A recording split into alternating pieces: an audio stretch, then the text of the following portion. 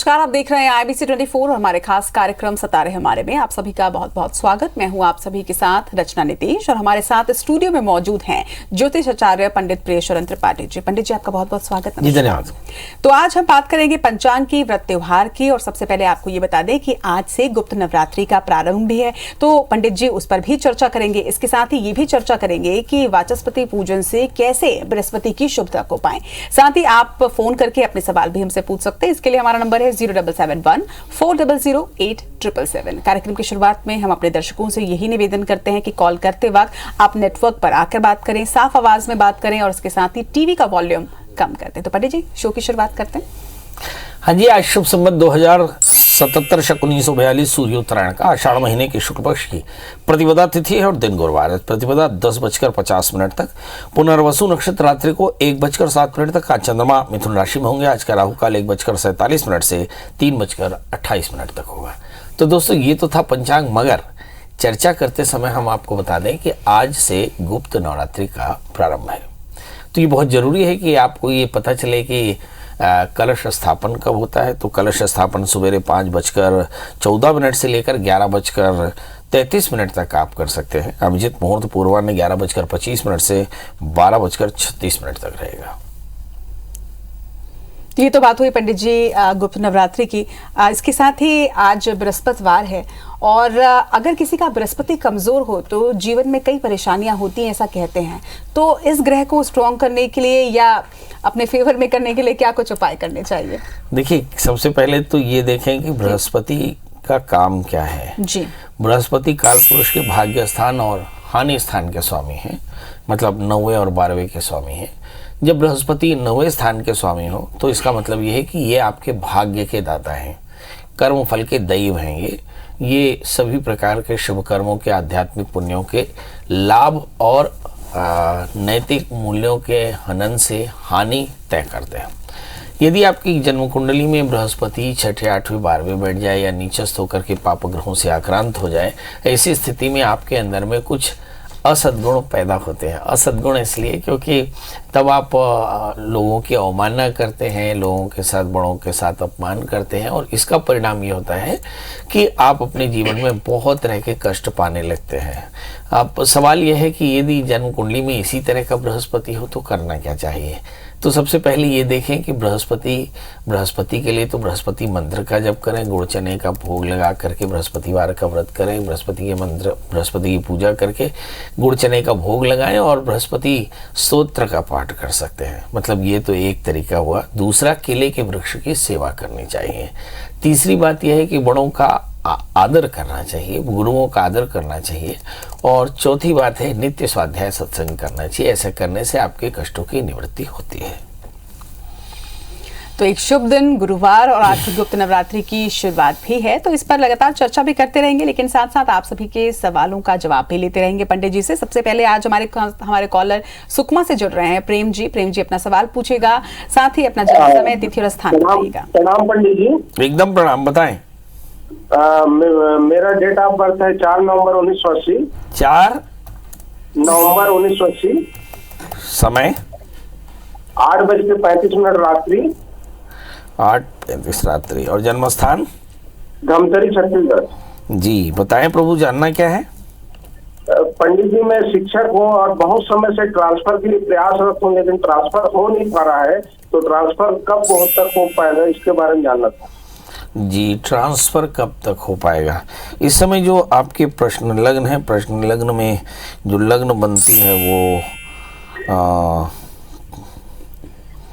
प्रश्न लग्न है कर्क राशि, आपकी मिथुन है। भाग्येश भाग्य स्थान में बैठे हैं, मतलब 1 वर्ष के भीतर आपका ट्रांसफर हो जाएगा और संभवतः प्रमोशन भी आपको मिल जाएगा। बस एक छोटा सा काम कोशिश करें कि आप एक 4 कैरेट का पुखराज और 4 कैरेट का मोती धारण करें, गुरुवार का व्रत करें, नमक तेल का त्याग और बृहस्पति के मंत्र का जप करें तो कल्याण होगा। चलिए अगली कॉलर की ओर रुख कर रहे हैं। हमारे साथ ममता जी जुड़ रही हैं। ममता जी, अपना सवाल पूछिएगा। मुझे अपने बच्चों के बारे में पूछना है। पंडित जी नमस्ते। जी नमस्कार। मैं पूछना चाहती हूँ कि मैं मतलब मेरी छोटी वाली लड़की का मैं समझ नहीं पा रही, मैं आपको रोक रहा हूँ। अगर आप स्पीकर फोन से बात कर रही हैं तो आप स्पीकर फोन हटा के बात करें, शायद मैं समझ पाऊंगा। जी ओके। एकदम नहीं समझ में आ रही बात आपकी। हाँ हाँ पंडित जी मेरी बच्ची का जन्म है 19 दिसंबर 2002 12:10 का सुबह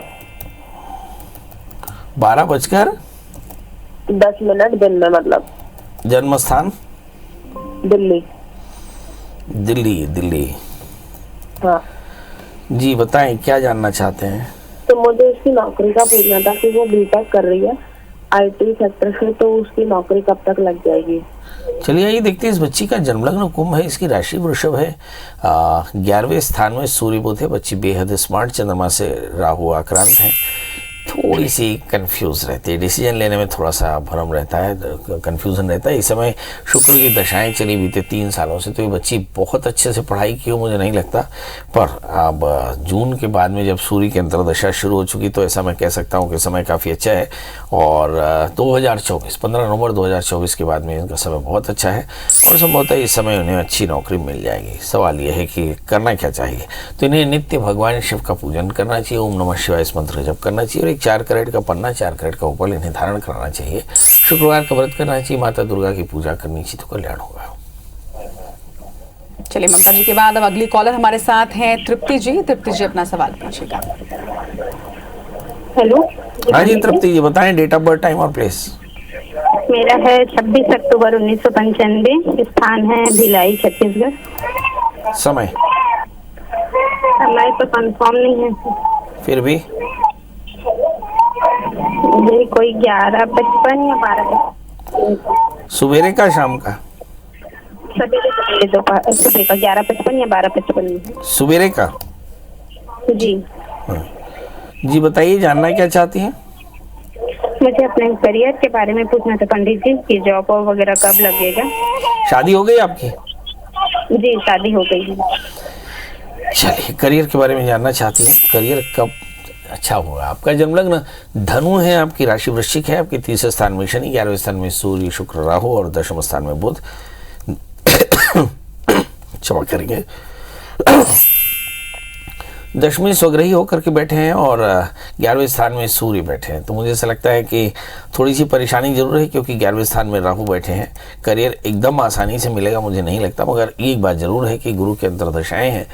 यदि आप विधिवत प्रयास करें तो 1.5 वर्ष के भीतर आपकी नौकरी पक्की तौर पर लग जाएगी। याद रखें कि आपके राहु की पूर्ण दृष्टि 3रे स्थान पर है और इसकी चलते काफ़ी ज़्यादा अनेकाग्रता हो सकती है। क्या करना चाहिए? तो आपको एक 4 कैरेट का माणिक और 4 कैरेट का पुखराज पहनना चाहिए, रविवार का व्रत करना चाहिए, आदित्य हृदय स्तोत्र का पाठ करना चाहिए, भगवान सूर्य को अर्घ देना चाहिए। ऐसा करने से जल्दी नौकरी लगेगी और आपके जीवन में सफलता आएगी। एक बार फिर से रुक करेंगे कॉलर्स का। बिलासपुर से हमारे साथ लक्ष्मी जी है। लक्ष्मी जी अपना सवाल पूछेगा।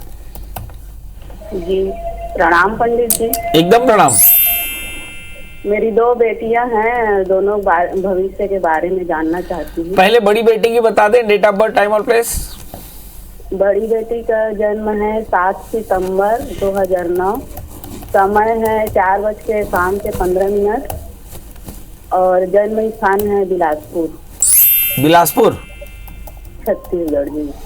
जी क्या जानना चाहती हैं बड़ी बेटी के लिए?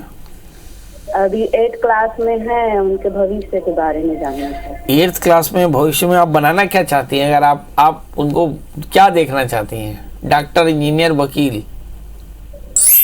अब वो आगे चल के अब अपना भविष्य मतलब अपना डिसाइड वो खुद करेगी क्या बनना देखिए बहुत बढ़िया जवाब दिया आपने। आपकी बिटिया का जन्मलग्न मकर है, राशि उसकी मीन है, लग्न में राहु के साथ में गुरु।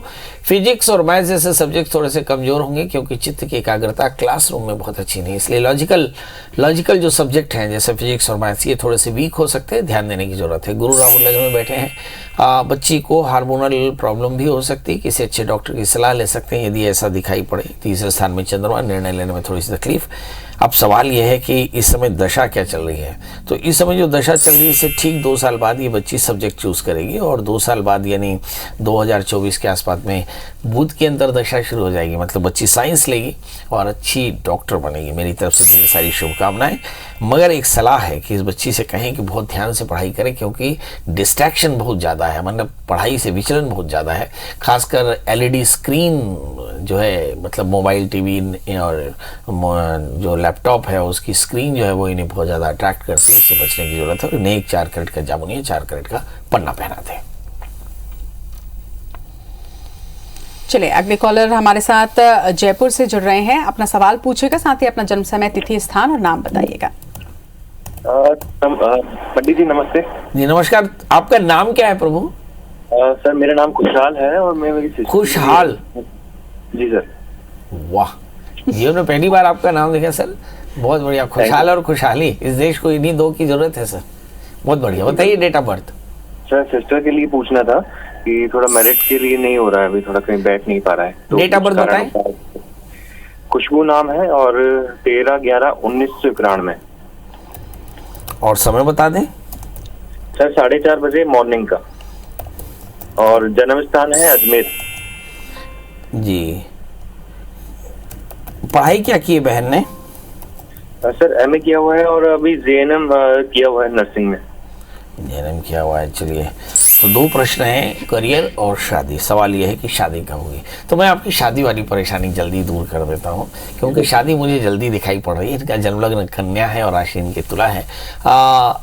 बृहस्पति मेरा ख्याल है मार्च अप्रैल में 7वें स्थान में जाएंगे और फिर उसके बाद 1 वर्ष के भीतर इनकी शादी हो जाएगी। मतलब एकदम शादी करीब है, आप शादी के लिए लड़का ढूंढ सकते हैं। शादी अगले वर्ष होगी, पक्के तौर पर होगी। सवाल यह है कि बृहस्पति अपने स्थान से खड़ाष्टक बनाते हैं, तो शादी से पहले एक छोटा सा कुंभ विवाह करा लें, एक 4 कैरेट का पन्ना, 4 कैरेट का उपल पहनाएं और बहन से बोलें कि कात्यायनी की पूजा किया करें। कात्यायनी जो छठी की देवी होती है, कष्टम कात्यायनी थी, जो दुर्गा जी का 6वां स्वरूप है, तो कात्यायनी की पूजा किया करें। और एक मंत्र है, कात्यायनी महामाये सर्वयोग निधीश्वरी नंदोपस्तुम दी पतिम ते कुरुते नमः। ये कात्यायनी मंत्र है, इस मंत्र का जाप किया करें कम से कम 1 माला जरूर, तो आप देखेंगे बढ़िया पार्टनर मिलेगा और करियर भी बहुत शानदार होगा। मुझे लगता है पंडित जी गुप्त नवरात्रि चल रही है, ऐसे में तो माँ कात्यायनी स्वरूप की पूजा हर रोज उन्हें करनी चाहिए। हाँ, मुझे लगता है कि ये जो सत्र चल रहा है, जिनकी शादी नहीं हुई, जिनको बच्चा नहीं हुआ, जिनको व्यापार नहीं लगा, जिनको धंधे में घाटा है, जिनको नौकरी चाहिए, ये सारे के सारे लोग प्रतिपदा में कलश स्थापन करके या पंचमी में कलश स्थापन करके अष्टमी तक भगवती की आराधना करें, दुर्गा सप्तशती का पाठ करें, निश्चित तौर पर फायदा होगा जी। चलिए, तो अब अगले कॉलर की ओर रुख कर रहे हैं। जबलपुर से हमारे साथ रानू जी हैं। रानू जी अपना सवाल पूछिएगा। जी मेरा नाम रानू है, मैं जबलपुर से बोल रही। जी सवाल पूछिए और साथ ही जन्म स्थान, तिथि और समय बताइए। समय तो हमें नहीं मालूम, तिथि बता दीजिए। जन्म तारीख 16/6/1986। 16/6/1986। आप जानना क्या चाहते हैं, सीधे प्रश्न पर आ जाएं तो अच्छा रहेगा। मैं ये जानना चाहती हूँ कि हमारा काम धंधा नहीं चलता, पैसे बिल्कुल नहीं बचते हैं। जी, काम नहीं चलता, पैसे बिल्कुल नहीं बचते हमारे पास। ये किसके बारे में पूछ रहे हैं, अपने लिए? अपने बारे में पूछ रहे हैं, हमारे पैसे नहीं बचते बिल्कुल। हस्बैंड के लिए काम नहीं करते हैं, पैसा नहीं देते हैं, है ना जी? अच्छा, क्या जी एक बार प्रश्न फिर से बता दे, कहीं गड़बड़ ना हो जाए। जी हमारे पास पैसे बिल्कुल नहीं बचते हैं। उनके खुद के पास पैसे नहीं रहते हैं, तो पैसे अच्छा, कमाएंगे, पैसे से जुड़ा सवाल है उनका। जी, हमारे घर में पैसे नहीं बचते हैं। हाँ, तो ये तो फिर हमारे पास भी नहीं बचते हैं, क्यों? हम क्या बताएं कि पैसे किस लिए नहीं बचते हैं? सरकार से पूछा जाए। चलिए, प्रश्न किया है तो जवाब जरूर मिलेगा। आपका जन्मलग्न कर्क है और आपकी राशि मिथुन है। इस समय भाग्य बृहस्पति भाग्य स्थान में है और मुझे ऐसा लगता है कि एकादश बुध 11वें स्थान में शुक्र के साथ में है। थोड़ा सा फाइनेंशियल जो रेवेन्यू है आपकी थोड़ी सी कम है। मुझे ऐसा लगता है कि नवंबर के बाद में ये रेवेन्यू बढ़ जाएगी, तो आपकी सेविंग्स थोड़ी सी बढ़ जाएगी। अदरवाइज नवंबर तक आपको इंतजार करना चाहिए। क्या करना चाहिए कि रेवेन्यू बढ़िया हो जाए? तो अदत्त दानाज भवे दरिद्री, दरिद्र भावात करोति पापम, पाप प्रभावात ही नरकम प्रयांति पुनः दरिद्री पुनरेव पापी।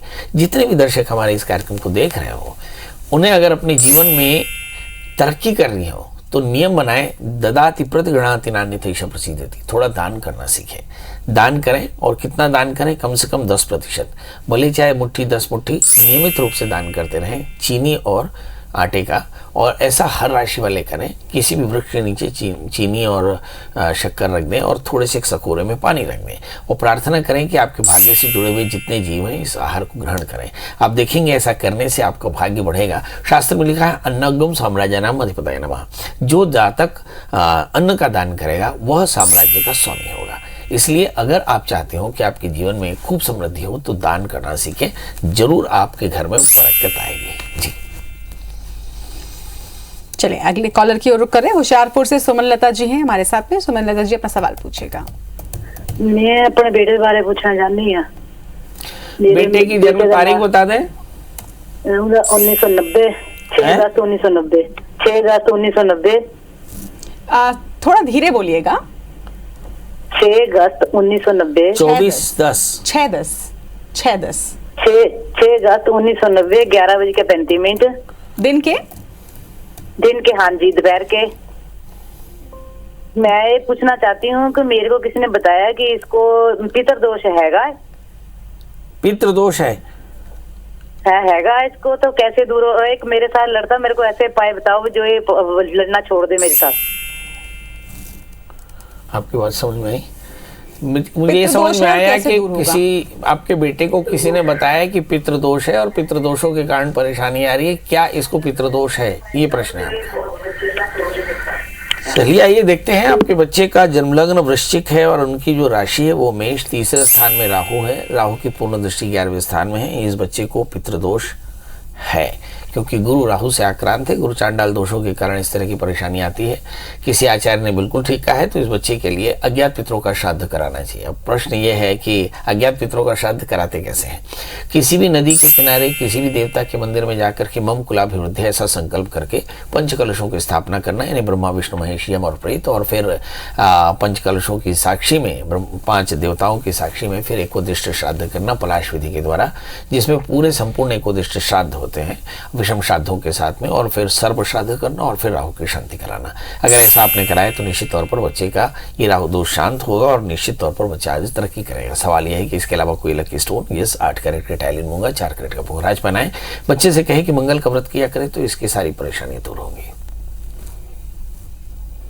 ये तो बात हुई पंडित जी कॉलर्स की। अब जिस तरह से आपने बताया कि आज से गुप्त नवरात्रि की शुरुआत हो रही है, ऐसे में इन 9 दिनों में क्या करें और क्या ना करें, कुछ अगर आप दर्शकों को विशेष तौर पर बताना चाहते हो। कल एक प्रश्न छोड़ा था हमने जी कि माला है ना 108 उसमें दाने क्यों होते हैं, पर हमने ये भी कहा था कि हम ये भी चर्चा करेंगे कि माला कैसे फेरना चाहिए, किस तरह की माला से भगवान की पूजा करनी चाहिए, और तीसरा प्रश्न आपने कहा कि गुप्त नवरात्रि है उसे क्या करनी चाहिए। चलिए, तो ये दोनों ही जो प्रश्न है आपके एकदम एक दूसरे से रेलेवेंट है।